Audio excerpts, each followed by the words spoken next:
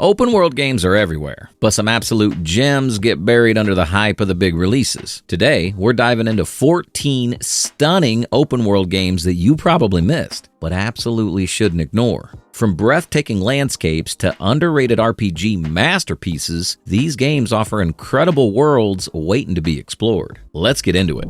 Some games just feel good to play. The Pathless is one of those games where movement itself is a core part of the experience. There's no minimap, no overwhelming HUD clutter, just you, your bow, and a giant, cursed land waiting to be explored. The main mechanic? You shoot arrows at floating talismans, which keep your momentum going as you glide, dash, and sprint through lush forests and ancient ruins. It's the kind of game where you don't feel like you're just running from point A to B. You're constantly in motion, flowing through the world with an unmatched sense of speed and style. The art direction is something special too. The world feels like an ancient myth brought to life, with towering statues, misty mountain peaks, and massive corrupted creatures that roam freely. And those creatures, they're not just some random boss fights. They're part of the world, haunting it, making it feel alive in a way most open world games don't. Then there are the showdowns. Chasing down these cursed beasts turns into cinematic battles that blur the line between gameplay and spectacle. There's no other game quite like this one.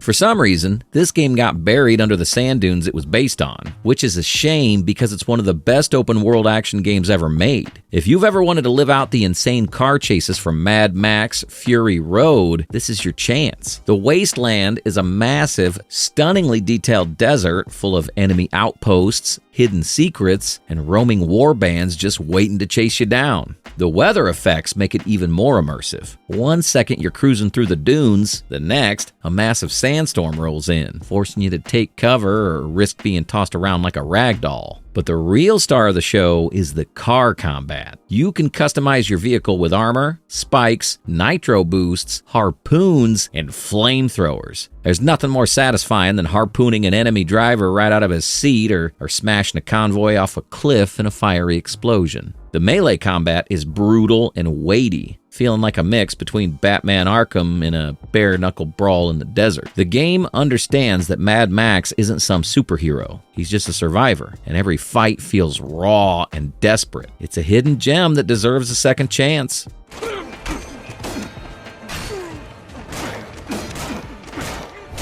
If the deep ocean freaks you out, this game will absolutely destroy you in the best way possible. Unlike most survival games, where the fear comes from zombies or hunger meters, this one taps into something primal, the terror of the unknown beneath the waves. Diving under the ice and below zero is one of the most breathtaking and nerve-wracking experiences in gaming. The water's filled with alien creatures, glowing reefs, and giant leviathans that'll make you regret ever looking down. But it's not just about survival. There's a real sense of wonder in discovering bioluminescent caves, frozen tunnels, and underwater ruins. The game constantly balances beauty with fear. One moment, you're peacefully exploring a coral forest. The next, you hear something massive moving in the dark behind you. The world itself tells a story, with hidden wrecks and abandoned research stations hinting at a larger mystery. It's a survival game where exploration feels meaningful, and every trip into the depths feels like an adventure.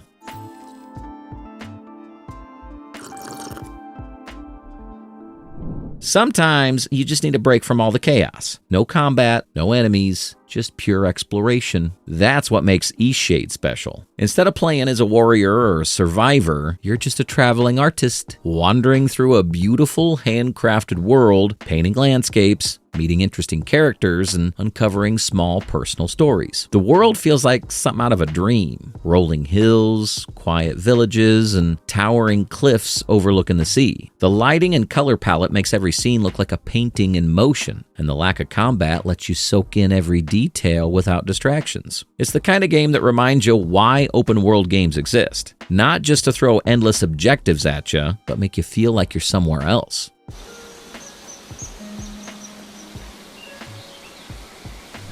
If you ever wanted to conquer Mordor and turn its orcs into your personal army, this game makes that dream a reality. Building on the Nemesis system from Shadow of Mordor, this sequel takes everything to another level. Now, it's not just about fighting orcs. It's about recruiting them, dominating them, and waging full-scale wars against enemy fortresses. Every enemy you face has a unique personality, and if one of them kills you, they'll remember it. Some will taunt you the next time they meet you, while others might even betray you after joining your ranks. The world is massive and surprisingly diverse, with lava-filled fortresses, snowy mountain strongholds, and lush elven ruins. And the combat? Still one of the most satisfying hack-and-slash systems out there, with brutal executions and smooth counters that make every battle feel like a high-speed ballet of death. It's one of those games where you jump in to play for 20 minutes and suddenly realize it's 3 a.m.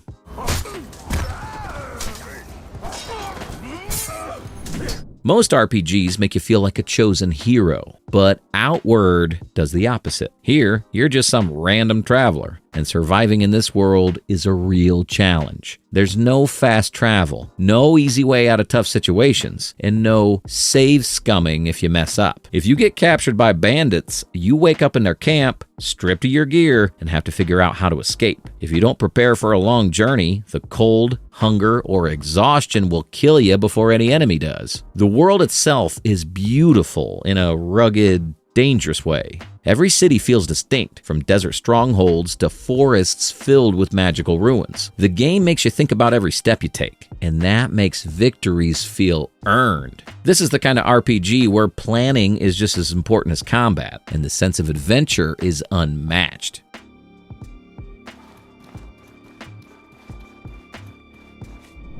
If there's one developer that knows how to create underrated RPGs with deep, immersive worlds, it's Piranha Bytes. You might recognize them from Gothic and Risen, but Elex 2 takes their signature weird but awesome world building to another level. It's a mix of sci-fi and medieval fantasy, where jetpacks exist alongside swords, mutant beasts roam the land, and factions battle for control over a crumbling civilization. The first Elex was an ambitious but rough game, and while the sequel doesn't completely fix all its issues, it expands the world beautifully. The open world is absolutely stunning. You've got desolate wastelands, lush forests, eerie, alien-infested ruins, and ancient castles, all mixed together in a way that somehow makes sense. What makes Elex 2 special is it doesn't hold your hand. You're dropped into the world with barely anything, and you have to earn your place. Every decision matters, and NPCs react dynamically.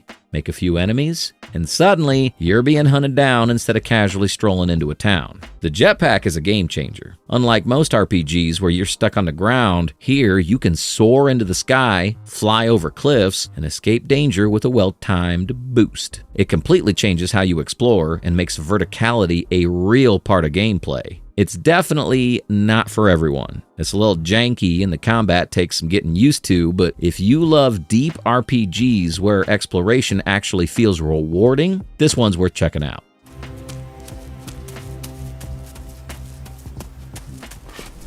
Ever wanted to play as a martial arts wielding, sword swinging, gun toting mutant raccoon? Yeah, me neither, until I played Biomutant. Then I wondered why every game isn't like this. This game throws you into a beautiful post-apocalyptic world, but instead of the usual gritty and depressing wasteland, it's a vibrant, colorful, lush environment filled with mutated wildlife. The art direction is stunning, with glowing forests, twisted ruins, and waterlogged cities overtaken by nature. Combat is a blend of kung fu, melee weapons, and ranged gunplay, with smooth animations that make every fight feel like an over-the-top action sequence. You can mix and match weapons, use special abilities, and even modify your DNA to mutate your character, gaining crazy powers like telekinesis or electric shockwaves. And then there's the narrator. Instead of traditional dialogue, an omnipresent storyteller translates everything for you, making the game feel like a mix between a fable and an old-school kung fu flick. It's not a perfect game. The story's a bit all over the place, but if you're looking for a fun, unique open-world RPG that's unlike anything else, this is a great pick.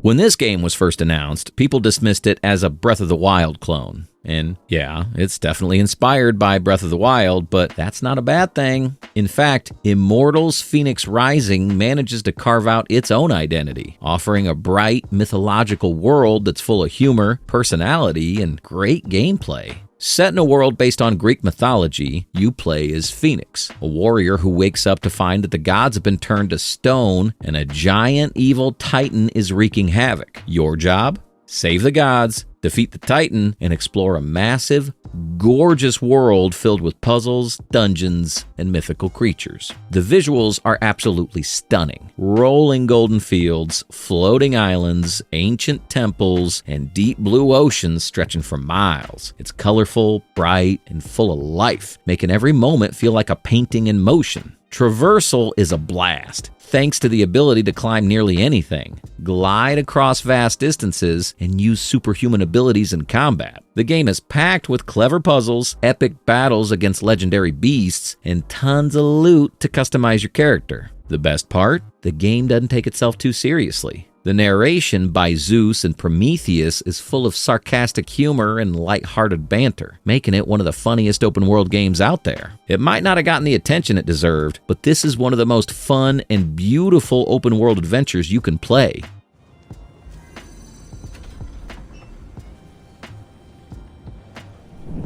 I get it. When Ghost Recon Breakpoint launched, it was kind of a mess. But after multiple updates, reworks, and a dedicated player base keeping it alive, this game has become one of the best tactical open-world shooters out there. Set on the fictional island of Aroa, the game gives you a massive, varied open world with lush forests, icy mountains, high-tech military compounds, and eerie abandoned towns. The level of detail is insane. Every environment feels handcrafted, with a strong sense of realism. The stealth and tactical combat are where this game shines. You can sneak through enemy bases, take down guards silently, and plan every move like a real special forces operator.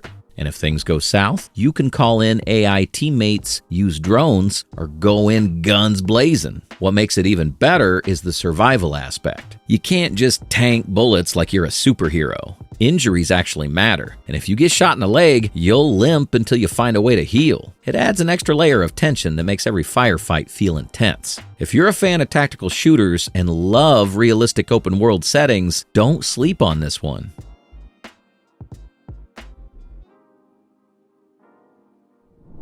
A survival shooter set in 1980 Sweden filled with mysterious killer robots? Sign me up. Generation Zero throws you into a massive open world where nearly all humans have disappeared, leaving behind only towering mechanical hunters patrolling the countryside. The world feels eerily abandoned, with empty houses, wrecked cars, and forests filled with mechanical noises in the distance. The game nails atmosphere.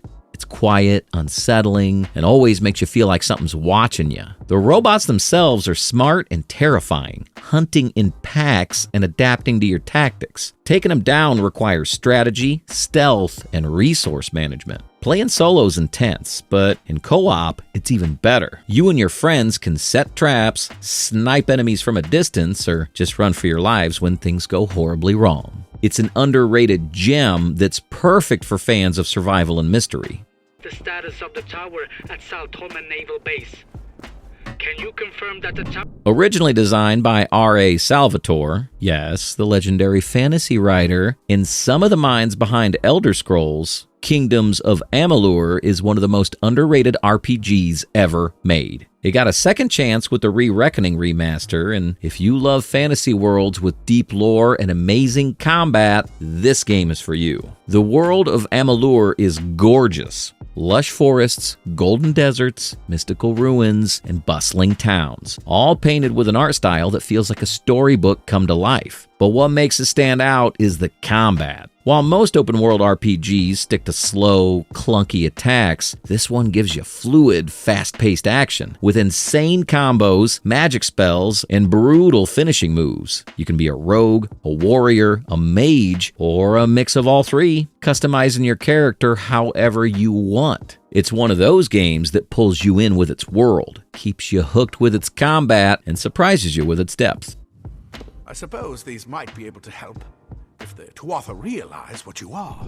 And there you have it, 14 stunning open world games that deserve way more attention. Whether you're looking for epic RPGs, breathtaking exploration, or just something totally unique, there's something here for everyone. If any of these caught your eye, you can find links to the games in the description. Let me know in the comments, which one are you playing first? Thanks for watching, and I'll see you in the next one.